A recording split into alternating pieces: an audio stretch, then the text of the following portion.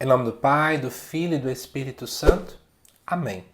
Amado irmão, amada irmã, é com muita alegria que estamos aqui para juntos estudar e meditar o Evangelho que a Igreja nos propõe para esta terça-feira da 19ª semana do Tempo Comum.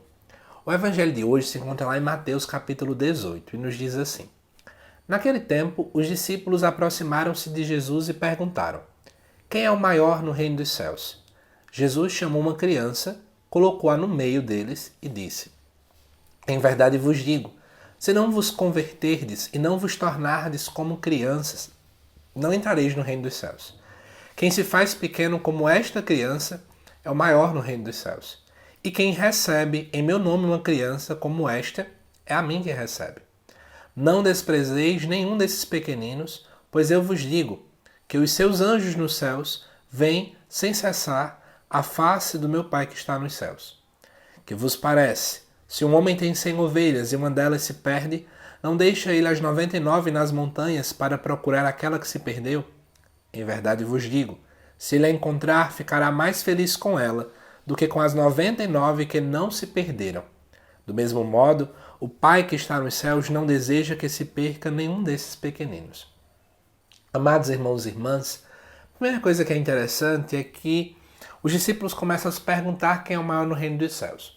Acho que para você, como para mim também, já é natural a resposta que a gente pensaria hoje. O maior no reino dos céus é aquele que se faz pequeno. É aquele que vive com radicalidade o amor de Deus. Todavia, o desejo que eles estavam perguntando não era apenas com o desejo de ver se eles teriam que se adequar a essa modalidade, mas eles queriam pensar em locais de honra, em ficar no primeiro lugar. Por isso Jesus acaba fazendo uma fala muito revolucionária. Revolucionária porque naquele tempo a criança era vista estando à margem da sociedade. Por exemplo, especialmente as mulheres, elas, enquanto eram ainda jovens, muito novas, elas eram vistas como ninguém. Porque para aquele povo, a única funcionalidade que se tinha de uma pessoa, naquele tempo, do gênero feminino, é que a funcionalidade dela era gerar vida. Uma vez que ela é criança e ainda não pode portar a vida, então ela não tem nenhuma funcionalidade. Para você ver como é que é algo delicado. Portanto, nós começamos a perceber aqui que Jesus traz alguém que é ninguém para aquele povo e coloca no centro. Enquanto o mundo coloca a margem, Jesus põe no centro. Não no centro para julgar, como acontece lá no Evangelho de João, em que é colocado no centro aquela mulher pecadora para acusá-la. Mas Jesus coloca no centro para amar. É interessante também pensar que para os judeus daquele tempo a salvação consistia em conhecer a Torá. Uma criança nem conhecia tão bem, nem teria tamanha possibilidade de interpretar a Torá. Então era uma pessoa carente da salvação.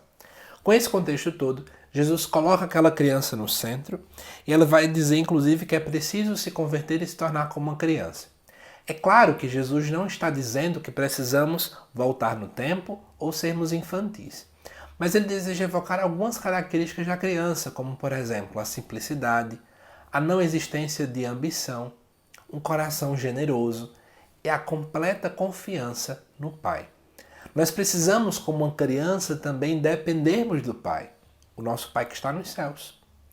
E aí, é diante desta realidade que Jesus faz isso. Mas ele ainda também deseja falar um pouco sobre a hospitalidade, no sentido de que é preciso também receber os pequeninos. E para ainda fundamentar essa fala, aparece aqui a grande parábola muito conhecida da ovelha perdida, onde parece muito ilógico, matematicamente falando, que se larga 99 para procurar uma. Talvez era essa mesma ilógica que se tinha naquele momento é olhar para uma criança que não tem nada para oferecer em comparação a pessoas adultas que já sabem de tudo. Mas a lógica do amor de Deus é justamente essa. Ela é o contrário da lógica do mundo. Porque de fato o reino de Deus é o oposto do antirreino que reina neste mundo ainda. Por esse motivo, podemos pensar na dinâmica do amor do Pai. Um amor que acolhe e que é capaz de largar os 99 porque ele olha cada um de modo muito particular. É assim que ele faz conosco. Que é exemplo do amor do Pai, que ama a todos e que é capaz de olhar cada um de modo muito pessoal e particular, também tenhamos esse amor uns para com os outros. É assim que o próprio Senhor Jesus nos chama.